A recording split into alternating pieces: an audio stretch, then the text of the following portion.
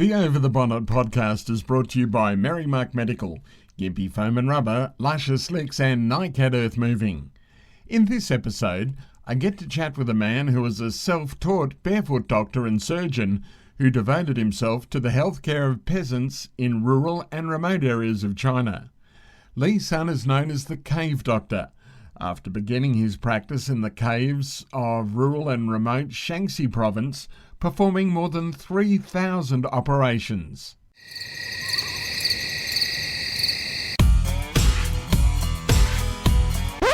Over the Bonnet with Mark Piepers. Well, at least the guests are good. You'll never know what happens with the conversation when it's over the bonnet. You're kidding me, aren't you? Lizhe Sun, welcome to Over the Bonnet. Oh, pleased to be here. You have an incredible past. We'll start back in the days when you were known as the Cave Doctor, the Barefoot Doctor. What happened then? How did it all come about? I was sent with many other high school graduates or middle school graduates from the major cities to the far away western villages in the mountains in 1969. We were called at that time educated youth, but the education was really the middle school. I attended only 2 years of middle school. I initially worked as a peasant, just participating in cultivating the land and growing grains. But later, we discovered a tremendous medical needs in the local area. The mortality rate, for example, in the newborns were very, very high. Maybe 5 out of 10 children, half of them would die. And then, so the mother also suffered infection after giving births. At that time, there were infectious disease. We didn't know what happened because many patients would suffer from very high temperature, very high fever, just lay down on the kang. A kang is a mud kind of bed, and then without attention, without medical attention. Some people would die, particularly the young people would die. Without any medical training, a bunch of people of us, we have 20 people in our village from Beijing. We organize ourselves to try to attend these situations. So you were still working as a peasant. During the evening, in the morning, when we had time, we go visit these people, try to figure out what was the problem. Apparently, we couldn't figure it out. There's no examination. We have not enough knowledge. But we thought there must be some sort of infection. A classmate by the name of Cao Bo, whose parents were doctors in a major hospital, had some idea of antibiotics, and he brought some with him. He said, why don't we try the antibiotics? We tried on one patient, chloromycin. Magically, in about a week, the high fever subsided. The old lady drastically improved and got up. But we still couldn't figure out what happened. And then we just checked the books. We brought up with us a bluish-covered book called Rural Doctor's Handbook. We just went through and then tried to figure out what that was. And then eventually, because this chloromycin worked, and then we just figure out what would be the potential disease this antibiotics would be effective for. And then we eventually figured out that was a typhoid fever. Wow. And then our parents from Beijing were very supportive. They mailed us many medication. And also we try to get some medication from the local hospitals, but apparently the local hospitals were not very enthusiastic in giving us the medication. So they gave us some. We just learned how to do the injection and how to use the medication extensively, and together with some other ways. Basically, we controlled the pandemic. That's what was pandemic in our village. And then also we transmitted the information of our discovery to other villages. And then we organized ourselves to try to treat as many people as possible. And then put this infectious condition in control. So that was what started. However, we further discovered the entire medical situation was so bad. The reason was that the peasants were very, very poor. And then they had hardly enough food to eat. Their living conditions so bad. One dirt bed, would sleep maybe 2 peasants, plus maybe 5 or 6 babies or children, and then not enough covering, not enough comforts, so that is tremendous. And then they, in the springtime, many of the peasants had to go out to bag food because the conserved grains were exhausted, and then new grains would not come until later in the summer. That was a very, very sad situation. The weather sometimes would not be on your side, and then this grain would have no harvest. It was mountainous. All the nutrients, water would wash away during the heavy rain. In this economic condition, people would not have any mechanism to resolve their medical needs. Certainly the doctors were scarce, and then almost none of them would like to go into these areas to help. What was your thinking, though, when you're working as a peasant farmer during the day, and then at night you're getting interested in treating peasant patients and people with some sort of illness? What was your thinking at the time? You must have had a real compassion. Yeah, this compassion actually we called revolutionary compassion, because many of us, we knew at the time we're supposed to go down to these rural areas to be re-educated, to show our value, to contribute. And then, but we had no idea how. So apparently this situation just gave us an opportunity. Similar opportunities exist for other needs. For example, some of us became teachers, even though they have no training of teaching, but they teach the little kids. Some people try to understand how to conserve the water, how to purify the water, how to control the flies, how to better cultivate the grains. So many people just try to do whatever they could to show their contribution and value to kind of save themselves, in the sense that they want to become revolutionary parties. Because you would have also had to deal with that starvation and lack of food and absolute poverty. Yeah, the poverty in the peasants, the poverty is incredible. Was really incredible. I mean, the poverty for the peasants at the time was horrible. But for us, for young educated youth, we have about 6 months that our grains were supplied by the government. Right. The first 6 months was the transition. After 6 months, we were on our own. So initially, we're okay. But over time, we're not okay. So we need to improve the situation, because we became part of the group, part of the community. And then your problem is going to be my problem. So this is a kind of coexistence situation, cause you to organize yourself. Therefore, we just try to do whatever we could. For example, there was a friend of mine who later became one of the most famous writers in China, Lizhe Sun, who knew how to do acupuncture, and then who actually taught me how to do the acupuncture, and then we practice in myself.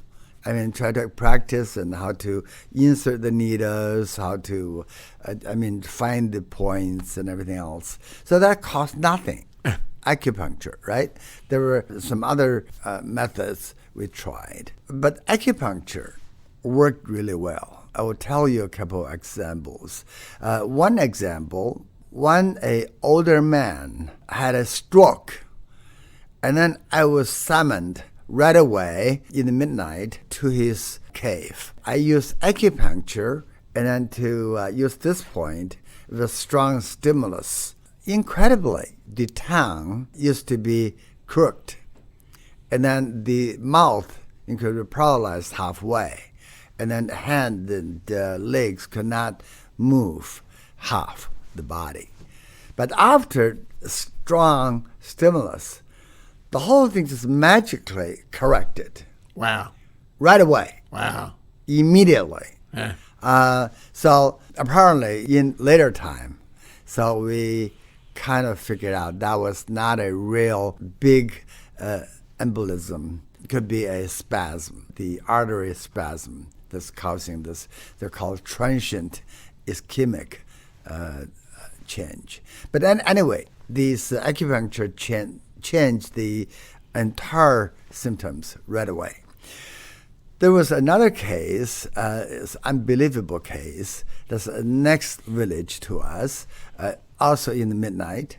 I was called in a rush, and then a bunch of people just dragged me and go. I just grabbed my little bag, medical bag, and followed them. And then when I arrived to the scene, I discovered a mid-aged lady was laying on a half door, because they took out the door as almost a bed, and then laid down there, face very pale, and then a bunch of people surrounding this, and then a bunch of older people were smoking and then discussing how to bury this old lady. Oh, wow. What happened is I discovered this lady, mid-aged lady, had a kind of fight with the daughter-in-law, a newlywed daughter-in-law. So they didn't get together because of food division. Basically, the young lady did not give enough food for the elderly. So that's a very, very simple thing. But as you understand, that's livelihood. So hung herself, suicide. So one was discovered, people put her down. Everybody believed she was already dead. Yeah. So when I arrived on the scene, I have no idea what I could do. But however, at that time, I remembered Lizhe Sun told me use a very special acupuncture point, which is in the middle of your feet, both ways, feet. And then I used very long needle and try to get into the feet, very strong. If you try that, if you even use your hand in the middle of your feet, you cannot bear. That's strong. That feeling is very odd. So I use very strong stimulus, and then all of a sudden, this person had a reaction in the throat. Oh, almost like that. Okay. Magically, this respiration gradually returned. So that lady was saved. What was your reaction at the time? Oh, I don't know. I thought this is God act, right? How can you possibly think this person hung herself and got down, and then you use acupuncture with no other resuscitation equipment or anything? You use this long needle, both feet, and then very strong stimulus. And then that worked tremendously. But one thing that really stands out, Yeah. that there was not enough food, so she was basically cast aside and wasn't given the food. Can you describe how hard it was? Because you would have suffered also from lack of food. Yeah. How bad was it? People would preserve the little food, little nutrition to the labor in the family, usually the head of the household, because he has to go out to work and then come back and to bring the so-called work points. You earn not currency. You earn work points, because that was a commune. It was communist organization, collective work. So you earn these points. The rest of people in the family usually had some of the mixture with tree leaves, tree barks, some of the grain, middle portion of this corn, not the husk kernels. itself. And then crash that into powder. So mixture of these things, just try to make sure that your stomach is full. Oh, that was it was horrible. And the color was black. Many times this color is black. You use this thing and bring to the work site, and sometimes in the lunchtime, people just eat that. You won't be able to have a noodle, a real white flour noodle, until maybe once or twice a year, usually Chinese New Year. And also, if there's a wedding or if there's some major event, you may have a real meal. Otherwise, it was just try to survive yourself. But the culture, local culture, is very, very interesting, because many beggars pass through our villages. So the dog barks. And then the beggars came in, approached your cave. Usually, even though everybody was starving, you must, as a part of culture, get a piece of whatever you preserved for your own family, a little piece, and give to the beggar. So from this collective culture, the beggars would survive, because people understand that sometime down the road you will be part of the beggars group. So this was very, very heartbreaking at the time. During this period, apparently, people had no money to buy anything else. The only thing is that people may raise some chicken, get some eggs, and they use the eggs to change some little money. The money would be good for buying salt, because the salt is absolutely necessary for survival. At that time, many things were on quota. For example, you want to buy clothes, you can't buy it unless you have a quota. But in the peasants' population, even if you have some quota tickets, you don't have enough cash, so you really cannot get much. So their clothing was really, really very, very bad. We remembered that the little kids had no socks. During the winter, it's very, very cold, and just basic shoes that's all broken. So during this period of time, if you're sick, what you do? So our people there said, we just beg our fate, beg our fortune, and see the God would take my life. Just wait. That is an incredible Yes, way of that's living. attitude. That was the attitude towards disease. But our arrival changed this situation. So people thought we were almost like God sent, right? There were rumors. People said, okay, these young kids, they inherited their ancestors' medical skills. Because Oh, we wow. were very young. They thought that was the case.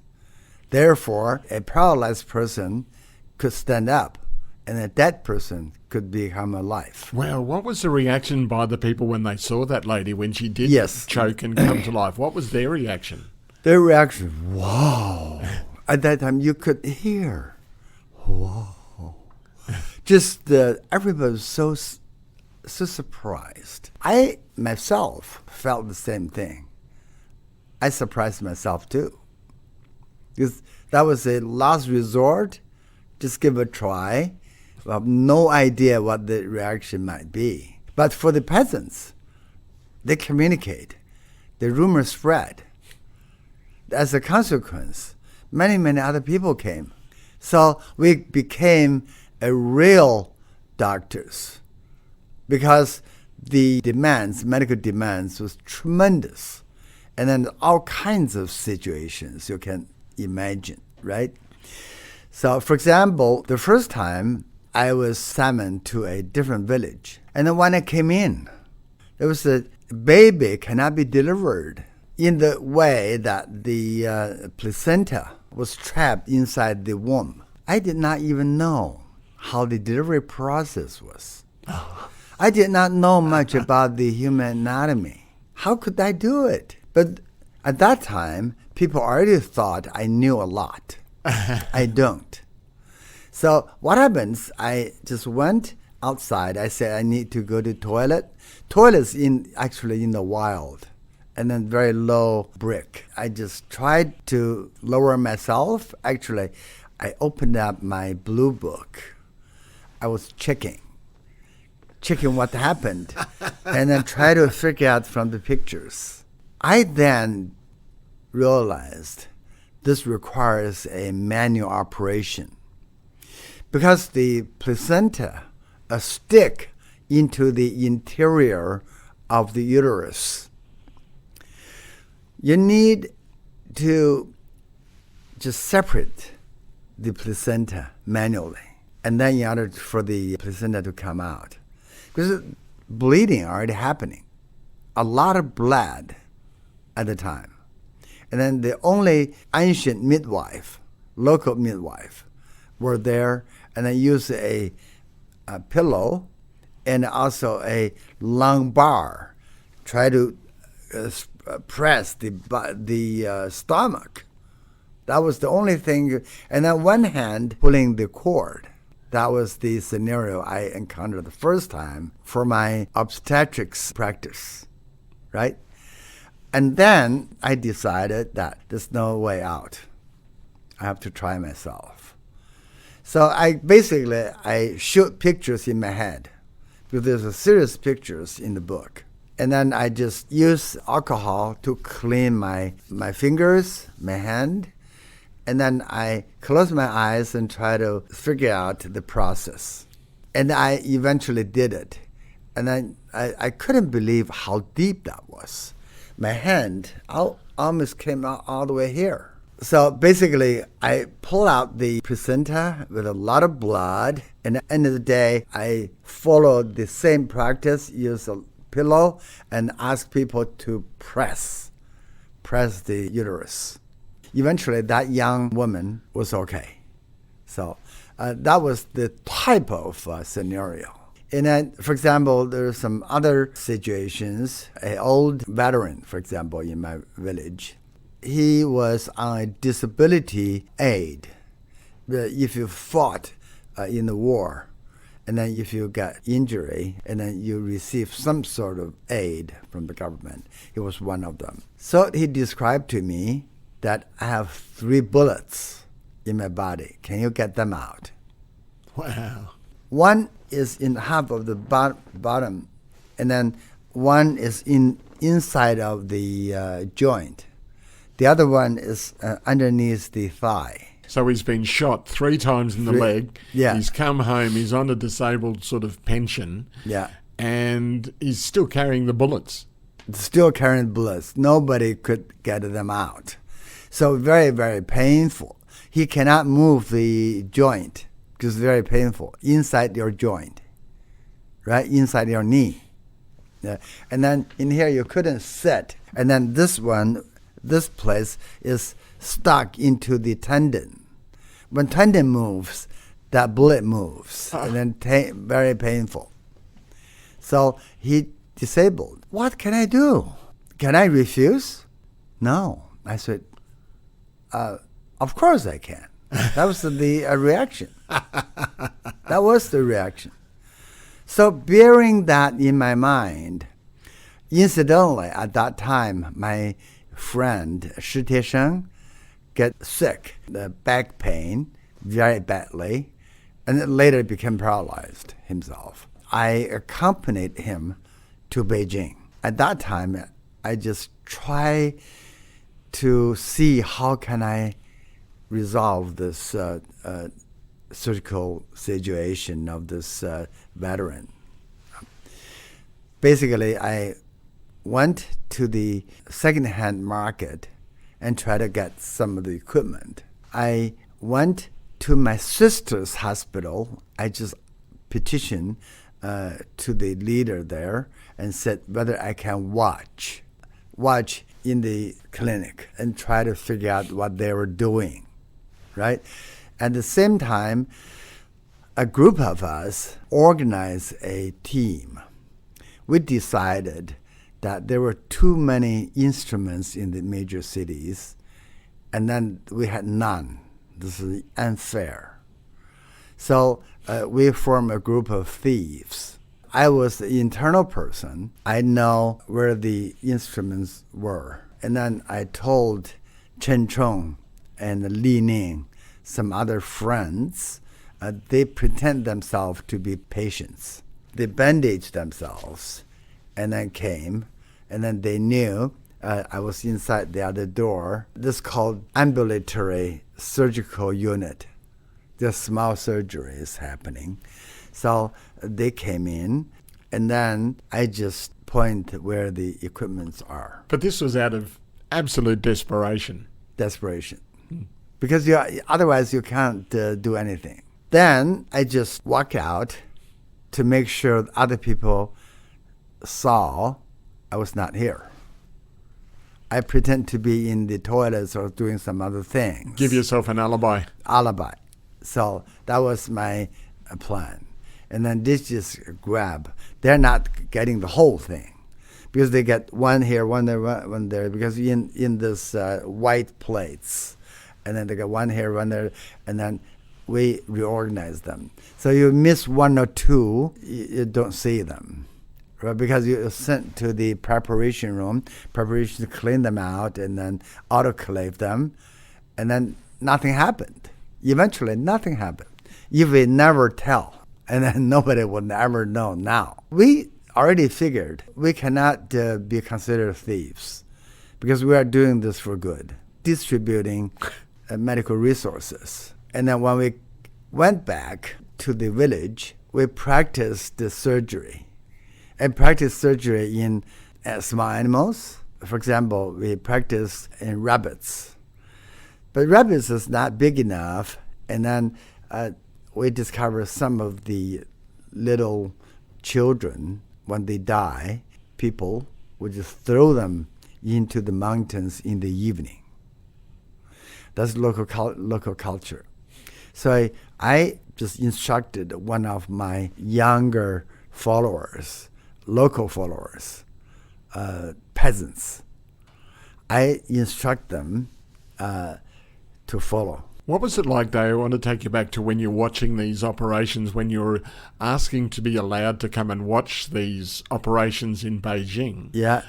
What was your reaction, and how much did you learn? Oh, I learned quite a bit, but I learned not necessarily only from the watching, the observation, but also I studied. I studied using the books, and then the second-hand bookstore, I just spent days in there because I can't afford to buy the books or the color pictures, pictorial books, but I just try to make pictures. I have a memory, a photographic memory. My eyes, and then just go through them and then just make pictures myself. Just try to remember by photographic memory. But anyway, because we have problems in our head, we want to try to resolve it. So when you're so concentrated on resolving something, and then you can, you'll figure out what you would need. For example, we have no cloths, and then we just use our own family quota, and then buy the white cloths, and then we use the operating gong. We made everything ourselves. But basically, we experiment on both animal and human. The human body were the dead little children. We bring back in the evening under the very dim light. We just open it up and try to figure out what's inside. We just try to open up the abdomen, for example, and see where the muscles, where is the peritoneal, how the intestines are arranged, and its liver and things. That was a learning process. We would otherwise should learn from the medical school, but I have no such an opportunity. Impossible. So combining the actual practice combined with the pictures, books, we gathered our own knowledge base. Then we did successfully remove the 3 bullets. What happened? We already so prepared. And then we just open it up and then try to find that and suit it up. And particularly in the joint, in the knee, was hard. But eventually we overcome these difficulties and then get local anesthesia. At the end of the day, that person felt 10 times, 100 times better. Think about it, without the bullets in your body. So, I mean, just almost like second life. This is the starting of the surgical operation.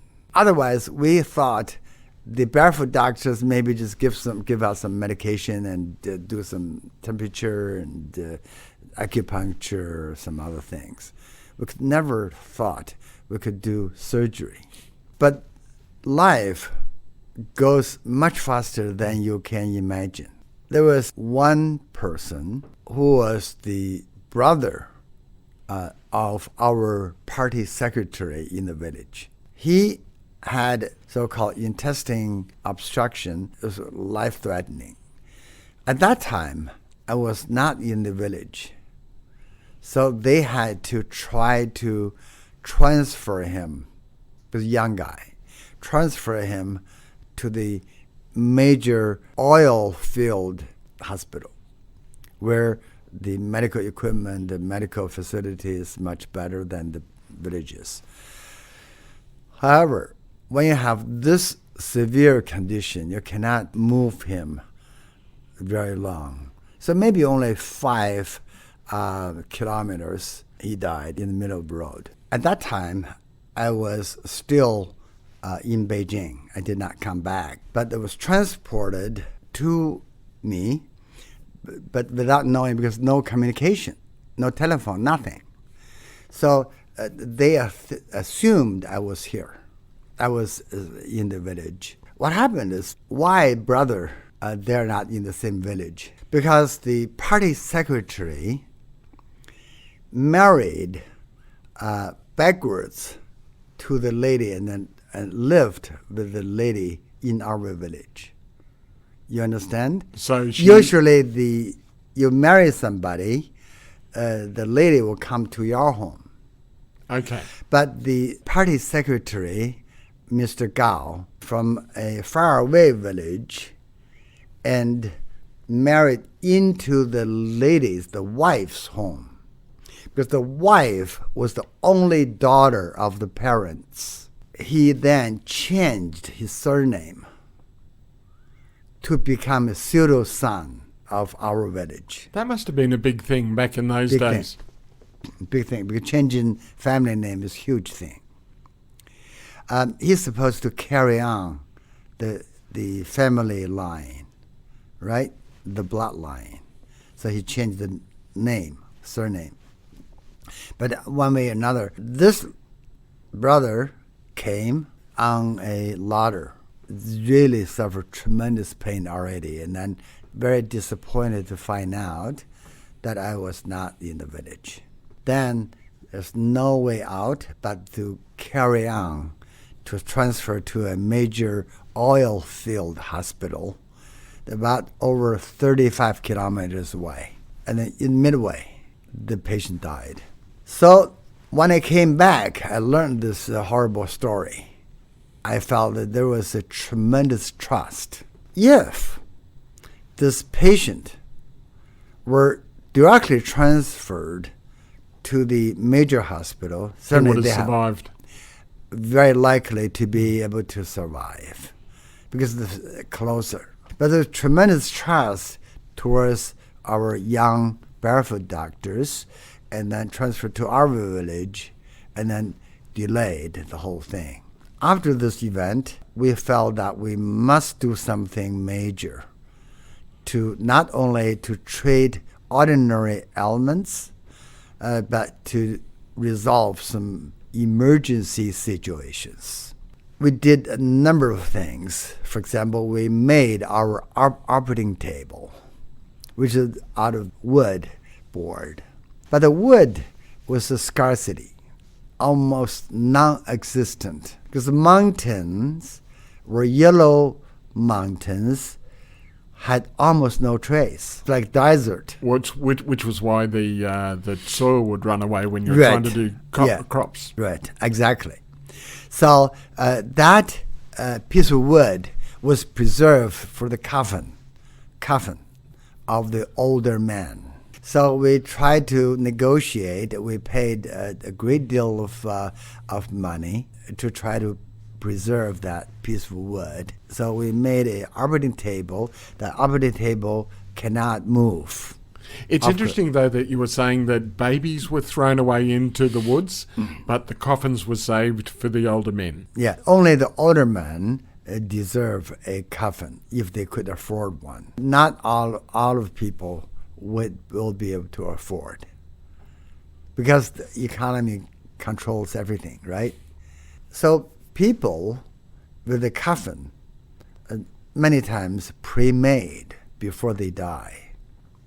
So every day they came back to the cave and passing through the coffin, and just a great deal of satisfaction, because when I die, I have a good house to sleep on. That is Sleeping. amazing. That is just... Oh, that's tremendous show of well-being, of perpetual kind of comfort. Otherwise, what's the purpose of living? There's only two purposes. One, survival.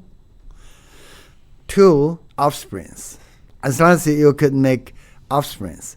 So therefore, people try to have as many babies as possible, particularly the male babies.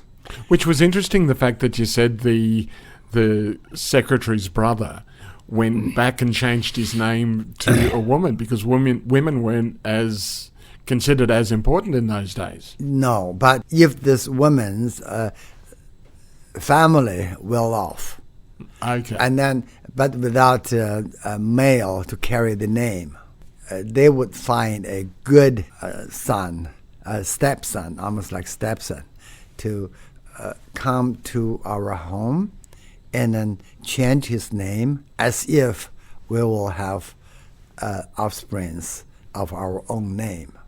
Otherwise, it's a big shame. It's a big shame without offsprings. And then the old man, if the old man even have a coffin, a good coffin, rather than just buried bare or buried with a very thin coffin or a piece of kind of wrapping, that was not very good. But at that time, not everybody can afford it. So we try to use this wood and then made a wood operating table.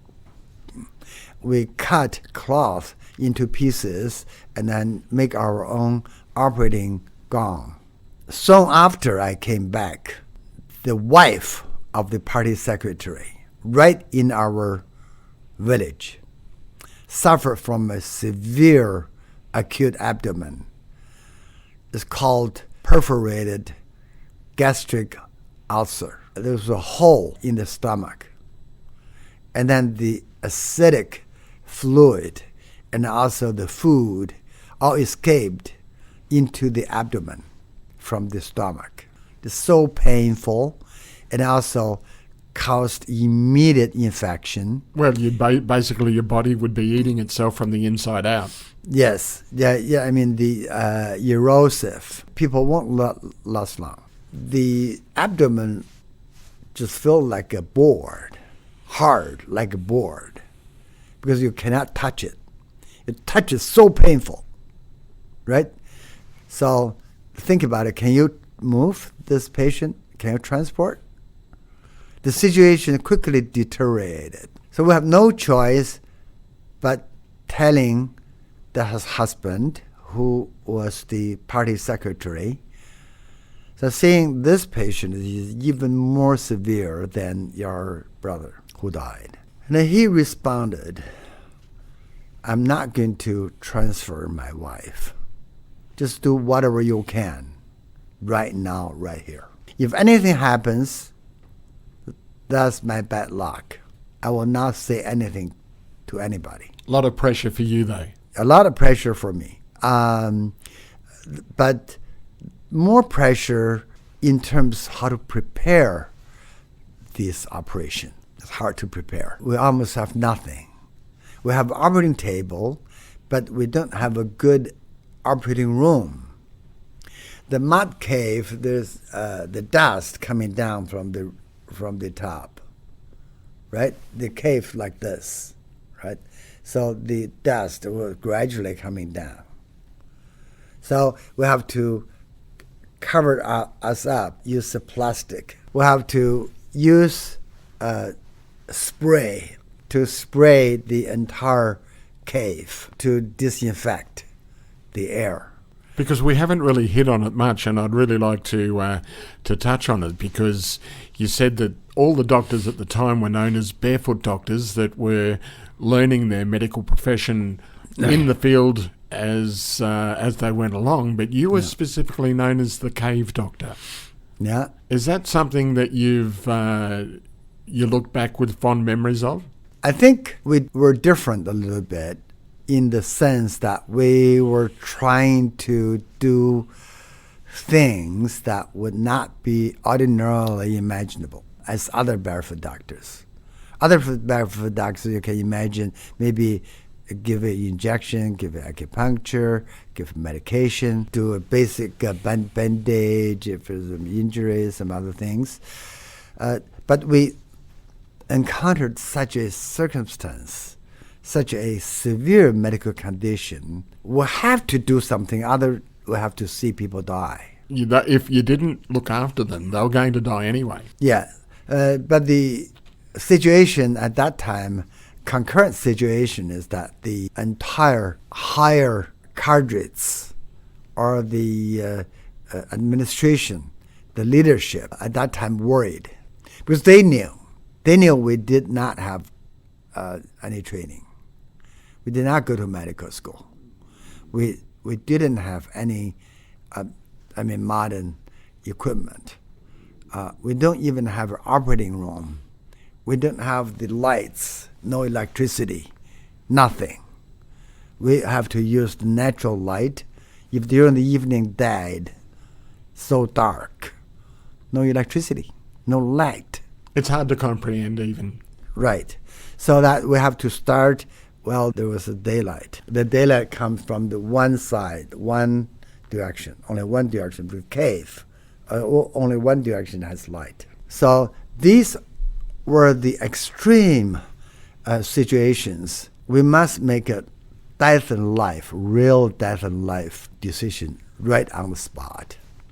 For example, the equipment we got from the second-hand store, we got from hospital, piecemealed, and then we made ourselves, use wood. We used the pliers to take out the teeth, our regular plier, Smithman's plier, many things that not conventionally medical equipment, but we have to use them. But you have to disinfect everything, use the so-called autoclave, high-pressured autoclave machine.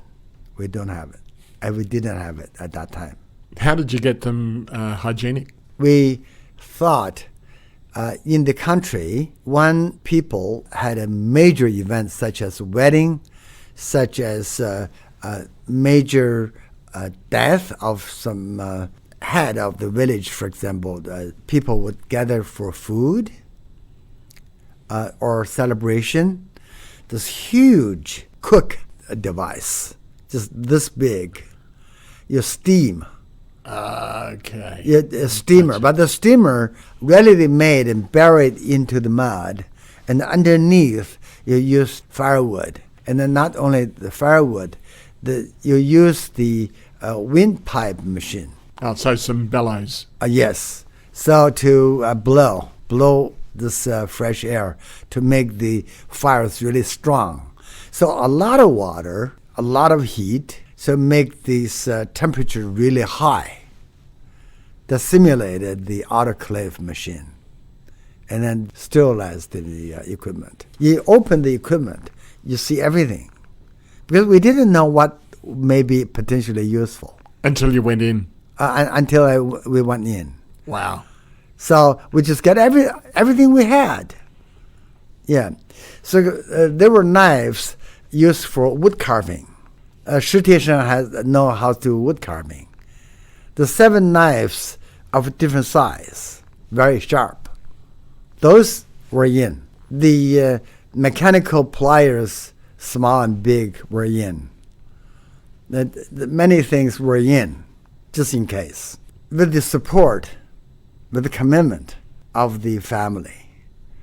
The family basically give you this only child, only lady, only girl, only daughter of the family. Such a trust, which you feel really honored.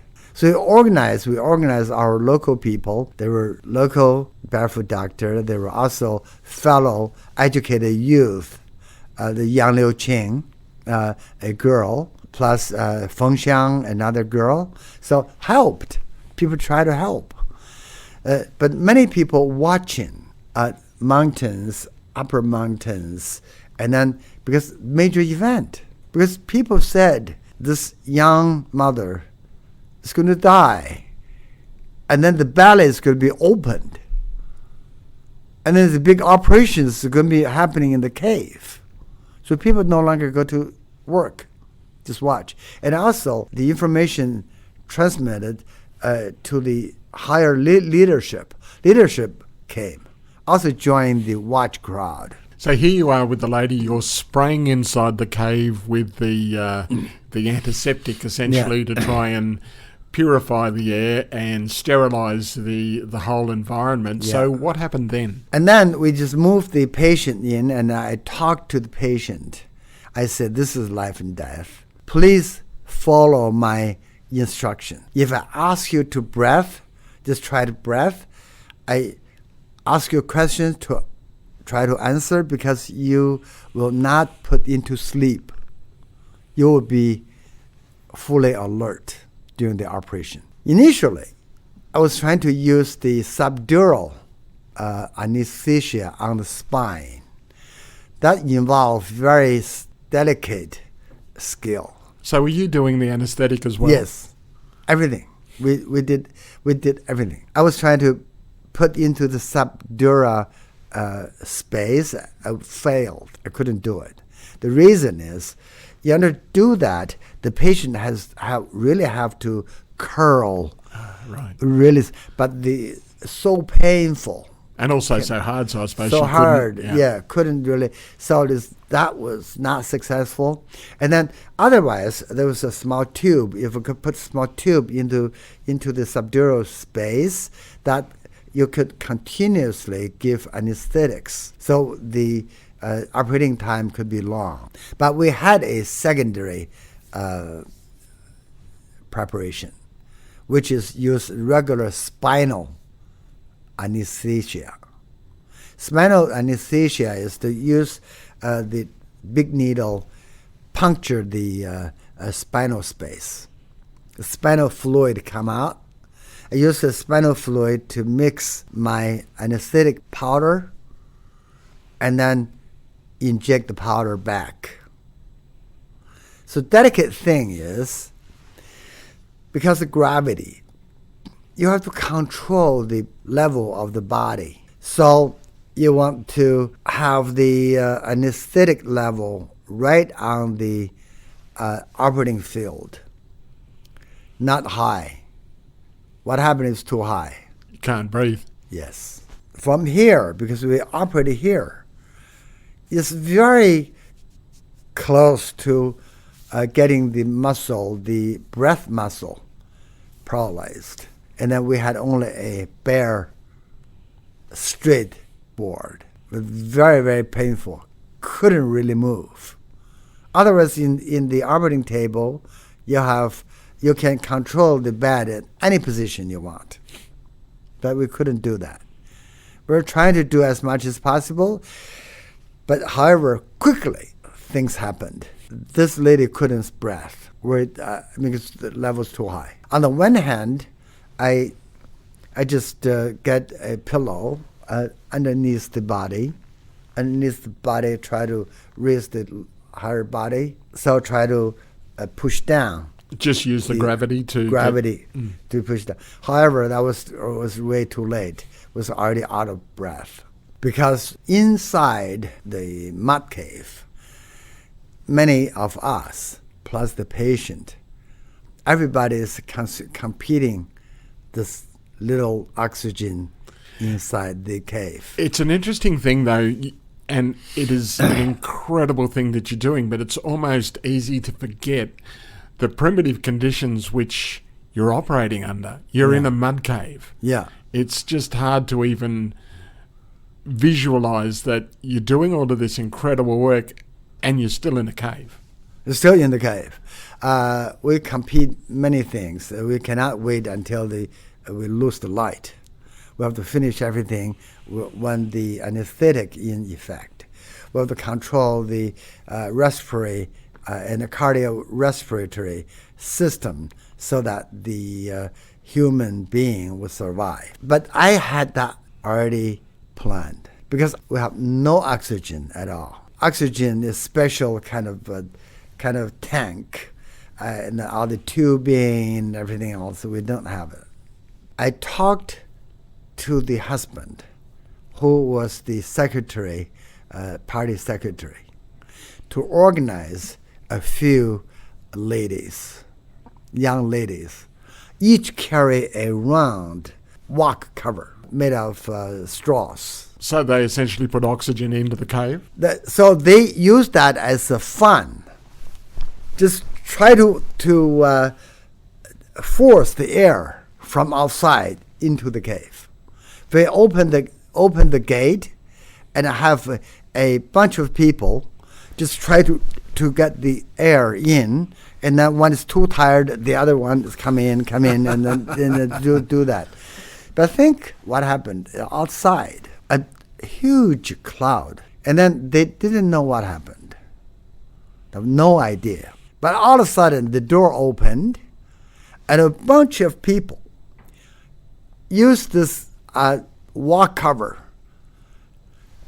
just try to force air into the cave.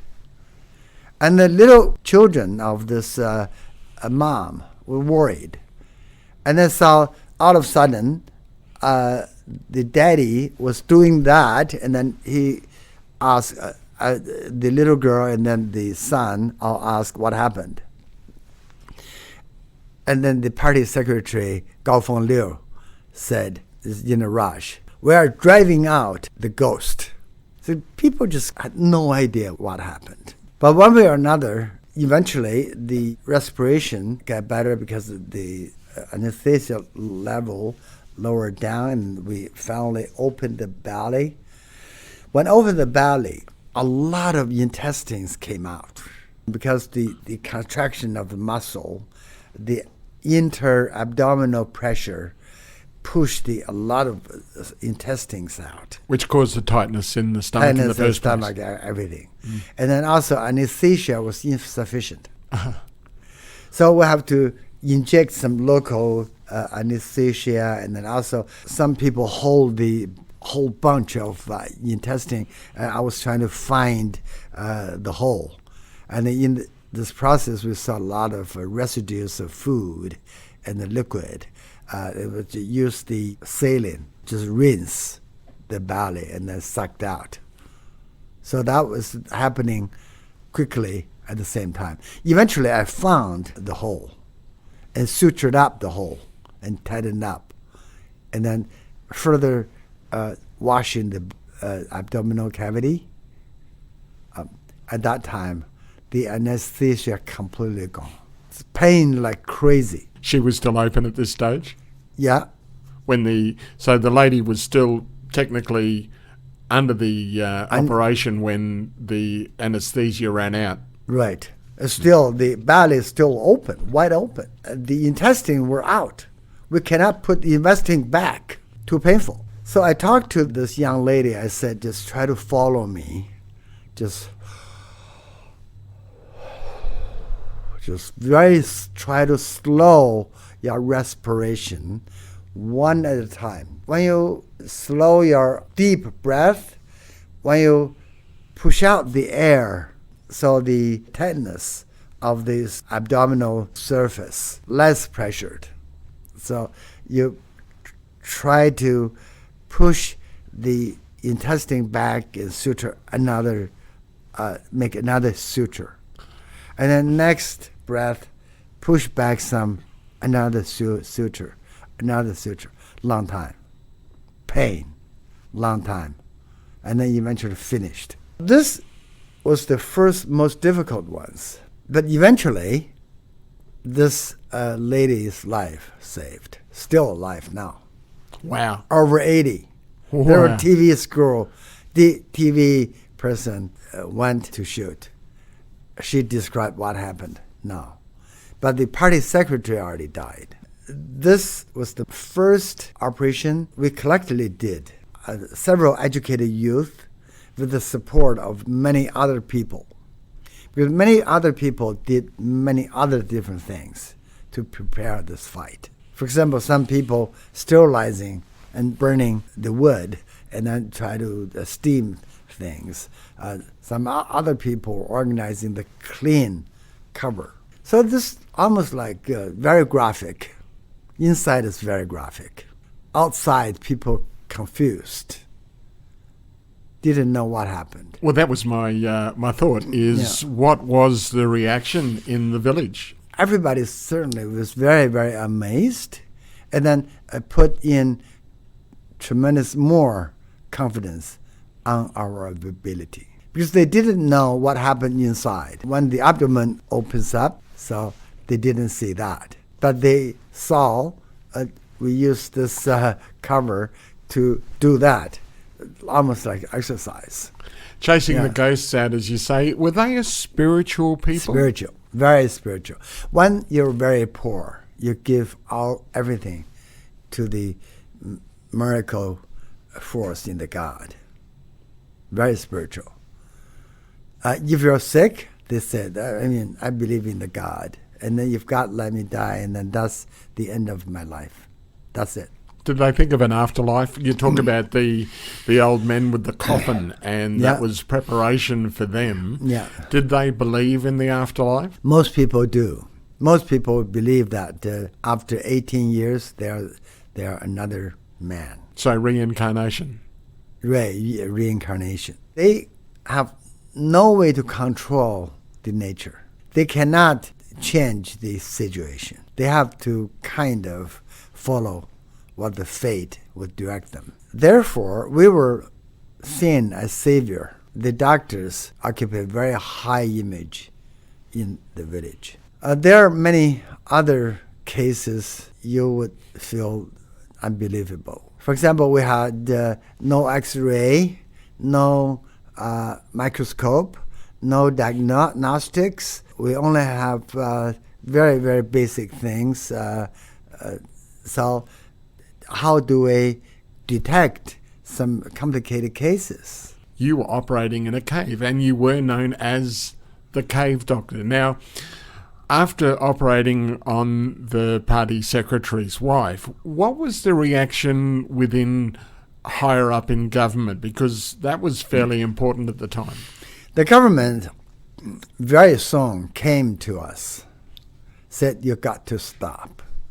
Really? Stop right away. Wow. Sooner or later, people are going to die.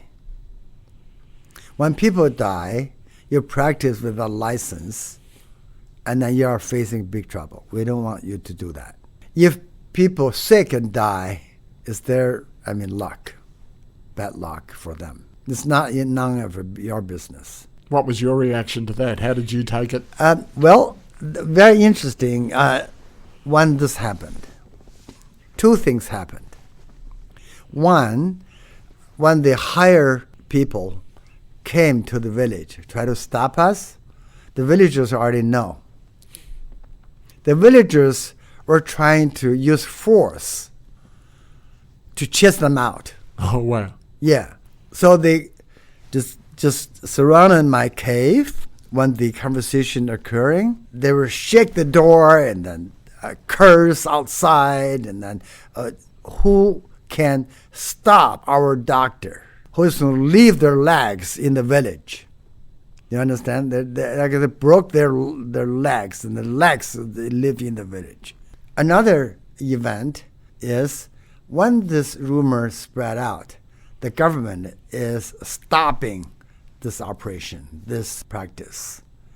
They all of a sudden figured out, okay, we got to catch the last bit of opportunity to come to get our old ailments all treated. So our village were overwhelmed with so many patients. You cannot imagine. They just came, and on the donkey, on the wagon, just came. Came and said, before this village clinic closes down, we get our foot inside and then have this treatment. So basically, that's the situation. Another severe situation is that they stopped the supply of all medication. Ah, okay.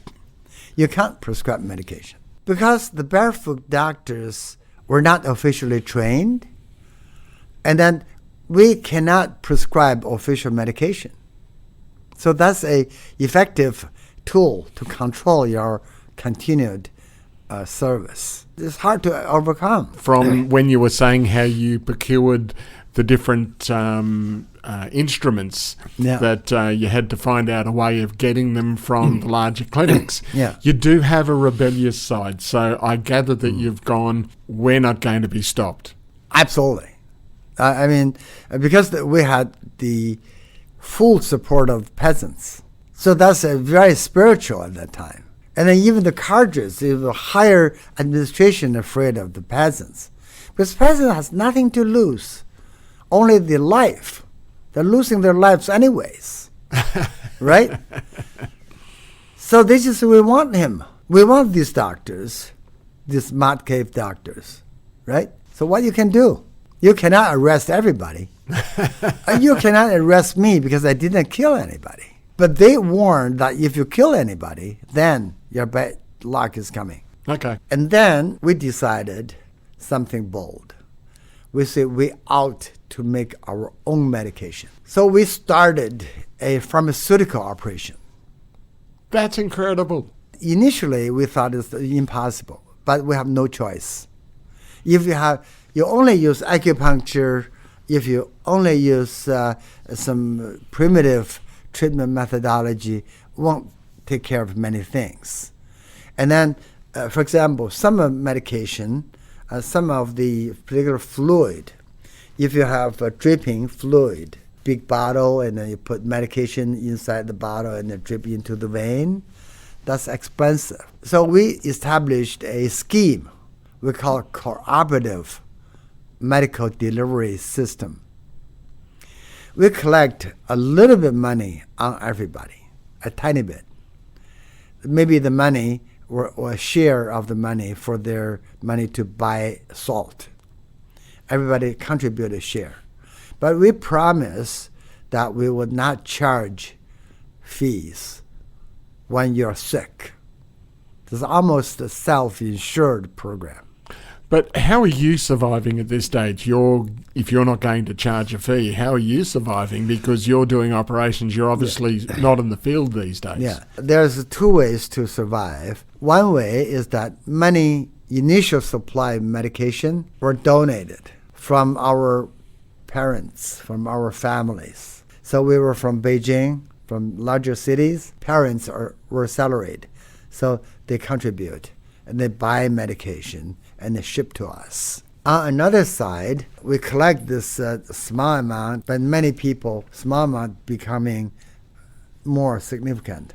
We use that to buy basic medication. Thirdly, there's the operational side of it, which is when we treat people from outside of the village, we act like a real clinic, because they ought to pay their medication, because they were not part of the cooperative scheme. They have to pay. When they pay, we make 15%. When we circulate this little money, becoming substantive. At the same time, we started to organize peasants to plant herbs. We also buy some herbs. And then we use herbs to make injectables. We boil the herbs, and that has medicinal effect. And then sterilize them, use our sterilized water to make injection ampules. We also have a way to treat the water, the underground water, and to steam them, go through the process, to go through the several columns, to purify them, and then to sterilize them. Also, we have rabbits. We inject on the rabbits and then see whether there's a temperature change. If a temperature change, meaning this water is not pure yet. So we have entire operation all from 3 caves. The 3 caves used to house sheep. So we made that as a local pharmaceutical company, completely made ourselves. We don't have modern building materials, we only have plastics. But plastics, we just put a heavy chemical and then burn the chemical. They use the fume to kill everything. But when we go in to operate, we cannot survive very long. we just do and then go out and breath. And come in, and then our tears coming out from our eyes. Wow, so you can only stay in the operating theatre for a certain amount of time. Not operating, the pharmaceutical operating room. Mm-hmm. When we do the Piepers, for example, that was a big success. We made such pharmaceutical products with only very small fraction of the cost, but they are equally as good. Not only we could survive, help our finance, we sell them to other clinics at very low price, and then we collect the bottle back.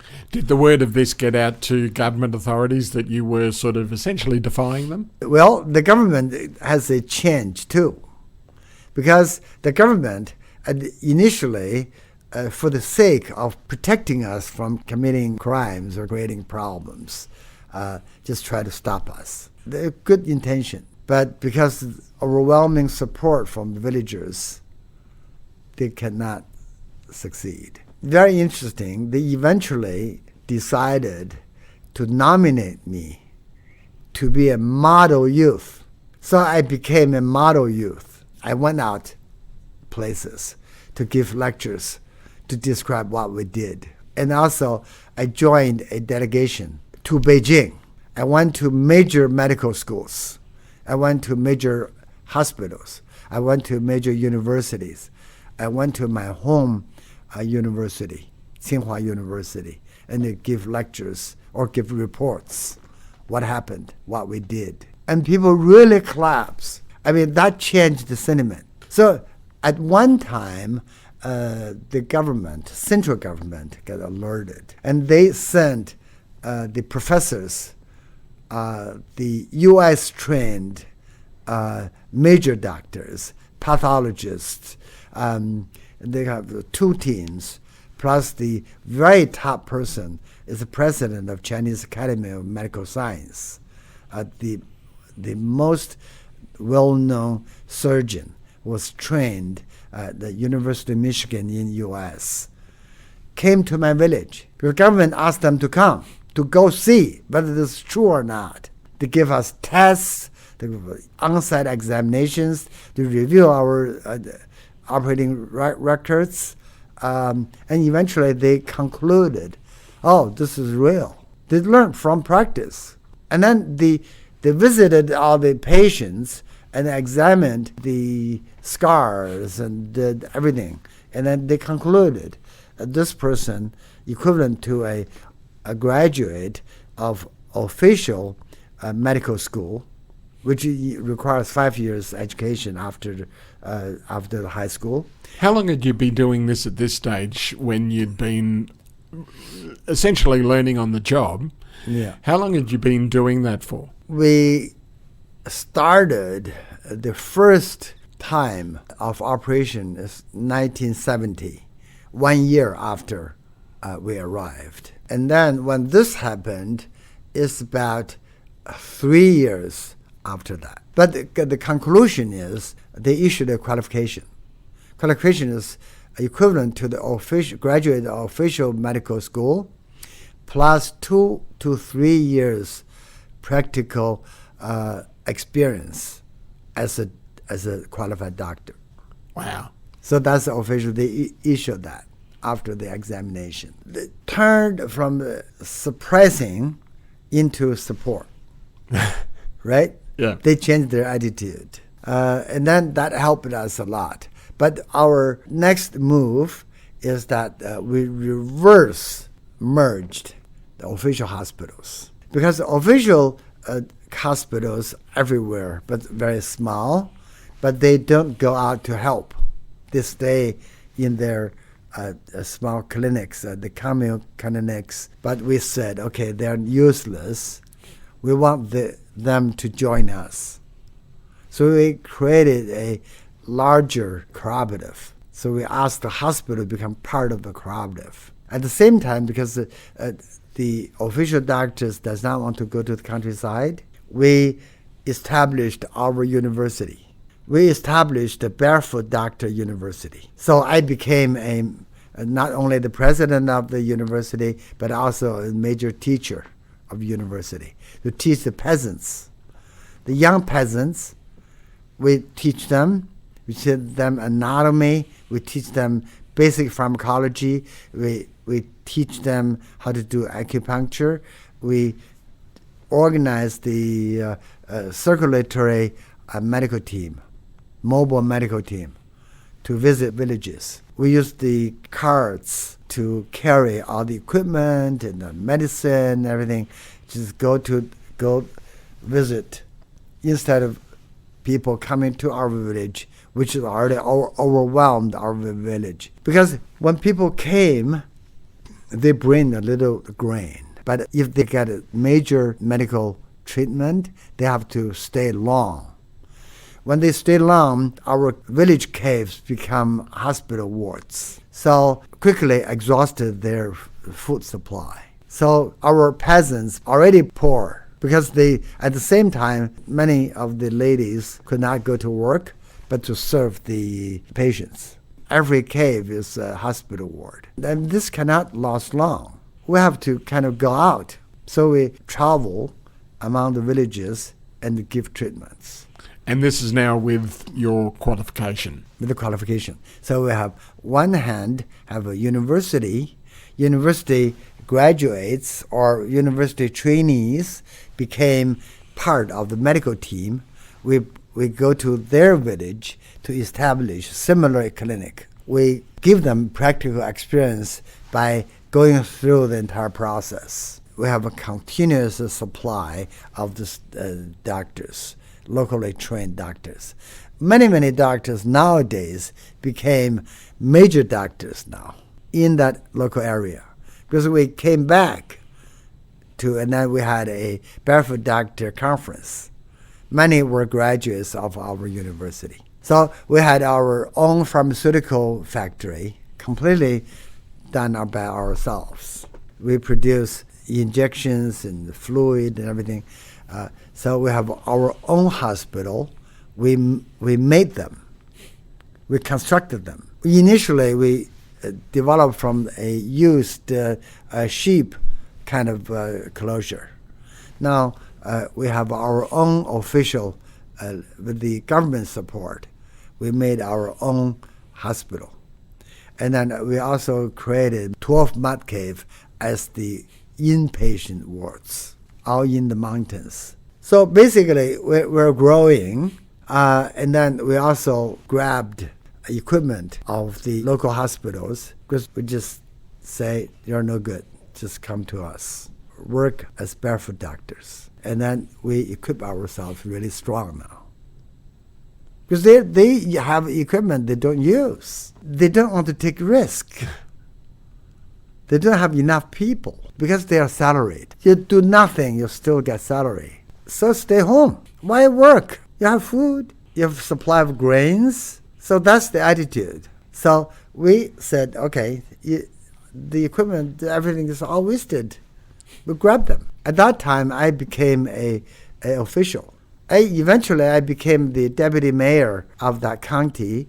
Basically, I was responsible for the entire area's medical delivery system, including hospitals, family planning systems, including preventive medicine, vaccination schemes, everything. So I was responsible at the time. How old were you at this stage?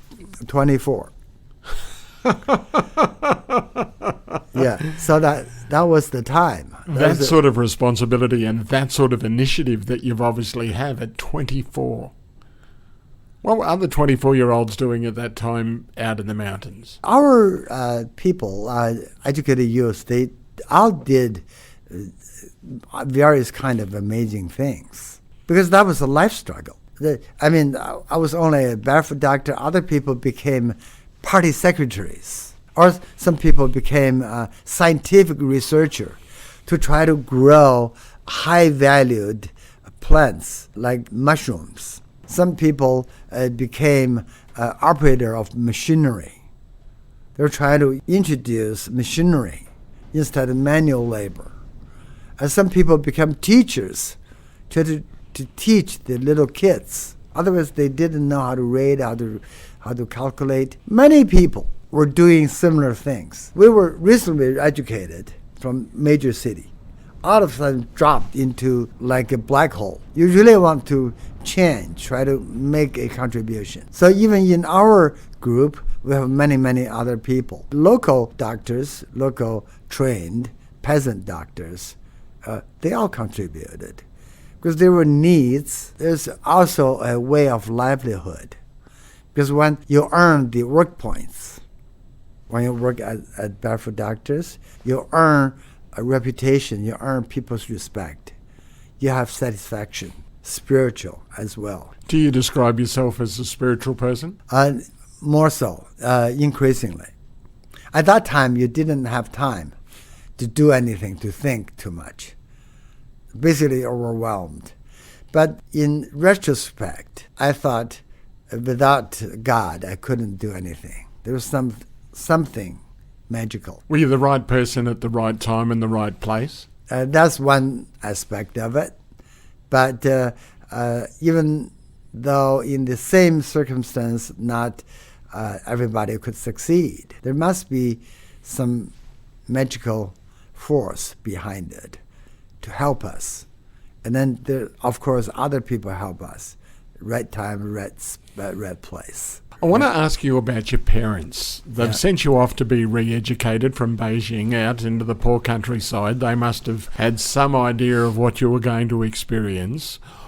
What was their reaction watching your journey and then coming back and then getting recognised for your qualifications? Actually, that was a very sad story because my father was at that time was considered anti-revolutionary, reactionary. He received education from Tsinghua University, the top number one university in China, old times. And then he went to the U.S. for further studies and then obtained degrees from Massachusetts Institute of Technology, which is MIT. And then he was appointed as engineer at General Electric and had good salary, good life. But he thought he should come back to help reconstruct the new China in the late 1940s. But entirely contrary to his expectation, he came back and experienced many political movements that almost killed him. They resented the fact that he'd been educated in the States, worked there and was successful in the States? Yeah, exactly. People in China suspect that he was a spy. Really? Yeah. So actually it was not. But anyway, he just encountered continuous interrogatories and then went through all these political movements and then attempted suicide for 3 times. Really? Luckily did not die. The time when we were sent to the countryside was the time there was a Chinese Cultural Revolution. Is that why you were sent out, because of your father? Because of the Cultural Revolution, where we were considered offspring of not good background. Certainly, at that time, it was an overwhelming number of people, young people, were sent because we couldn't get jobs in the city. This massive unemployment. The economy was very bad. So the Mao Zedong, Chairman Mao, thought these young people need to work from scratch to understand what the peasants were doing and then to re-educate them. So there was a massive movement, such a contrast. So therefore, my peasants did not expect they may not even imagine that we could succeed in this medical thing. But they give us full support. They give whatever we request. Because at that time, the letter was the only thing. They just sent parcels. Some parcels contain some food, but many times contain medicine. So we give the medicine for free. But eventually we got this cooperative medical scheme. We could support ourselves. We could sustain ourselves, particularly with the support of our pharmaceutical factory. That's almost a commercial operation. Well, it would have supplied enough medicine and also funded your work in the university. Now, I just want to know, once you received your degree and you've started the Barefoot Doctor University, how did you use your degree after that? Were you still out in the field, or did you go further afield? We did not make any money. Personally, we did not have zero. We had zero salary. We only had a work point. So we joined the distribution of grains at the end of the day. But the clinic itself received some money to buy equipment to grow ourselves. Right? Then we did not certainly expect the operation became so big. So in retrospect, I mean, we amazed ourselves how big it became. My parents benefited from this in a way, because at the juncture that my father was trying to commit the third suicide, he took excessive amount of sleeping pills because he was under interrogatory again in the country, because he was sent in the country too. Okay.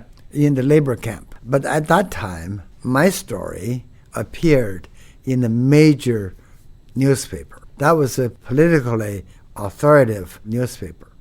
And that newspaper article helped my family politically. So the suppression to my father stopped magically. They must have been incredibly proud. Yes, because they saw my name in the major newspaper, and then people now turned them, my mother and father, turned them to be a model, and then asked them to give reports. How did you educate your children, your child? What was the experience? Of course, they couldn't. They couldn't say much. They only read the newspaper because they afraid they say something wrong that's politically no good. At that time, it was very rigid. Everybody was so scareful. How did you find that when you went to work with other doctors in, say, a more traditional sense in a university or a bigger hospital, when you were talking with them, when you were working with them, how did you find what you were doing as compared to what they were learning in university? At the later stage, when I was enrolled in the official university again as a graduate student, I never went to the undergraduate medical school. I went directly to the major university medical school as a graduate student. At that time, I kind of felt that the knowledge was so much departmentalized, so much stratified, rather than holistic or systematic. Is that because you'd had to be a jack of all trade, you'd had to do just about everything? Absolutely. That everything was the case. From anesthetics to full-on surgery. Yeah, or dentistry or pediatrician or anything. But usually the medical training is train you into a particular discipline. So your efficiency is very high. You always say things very similar. So you always prescribe medicine similar. If something outside of your knowledge or comfort zone, you refer to specialists. But at that time, we were specialists. We do everything.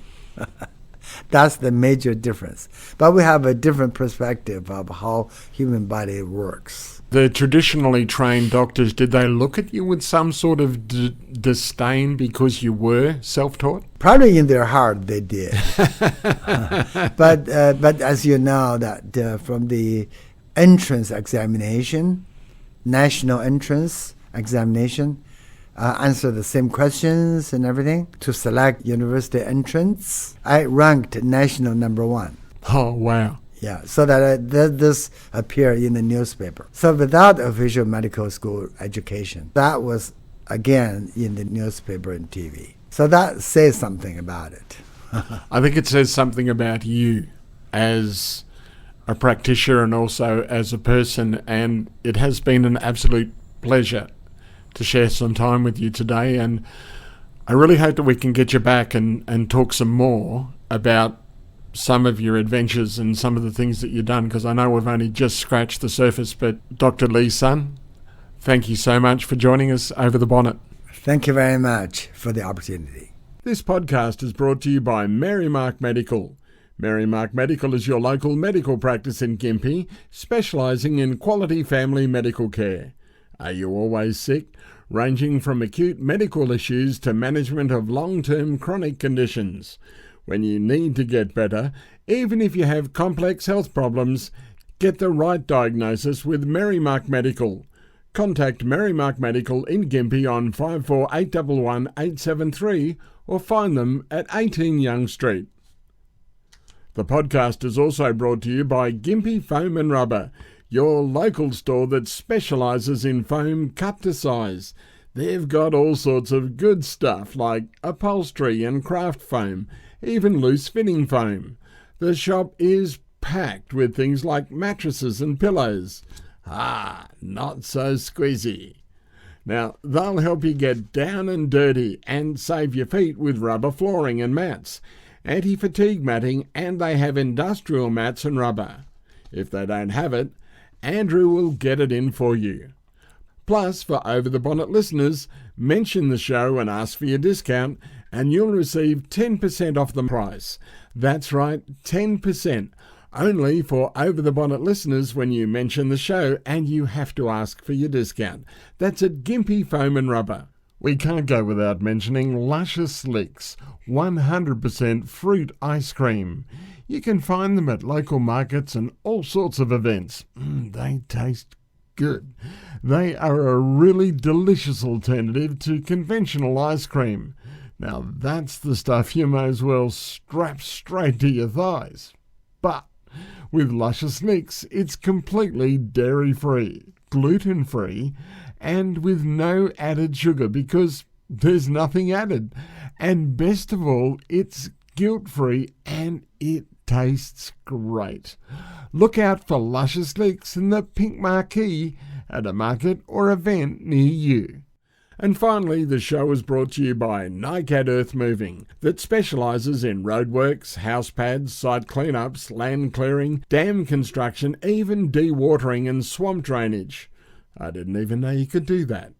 They have a 140H grader, which is big, and their Posi-Track Bobcat is also huge. There's a D65 dozer, 3 excavators for hire, including a 20-tonne, 8-tonne and a 2.5-tonne.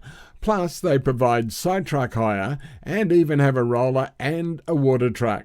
So contact Carl Dakin at Nycat Earth Moving on 0488 228806 and the earth will move for you.